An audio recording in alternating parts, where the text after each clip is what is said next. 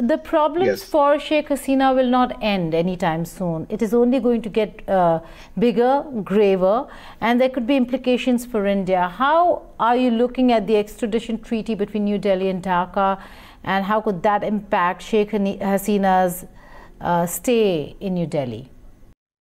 Well, before going to that topic, I would say that Bangladesh is in the verge of civil war.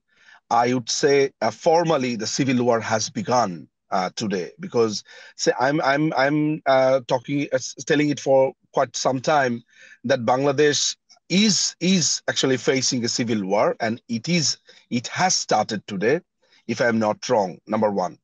And number two, as you said, the extradition treaty with India. India has a discretionary power. If you go through the whole, treaty, you will see that India has their own discretion.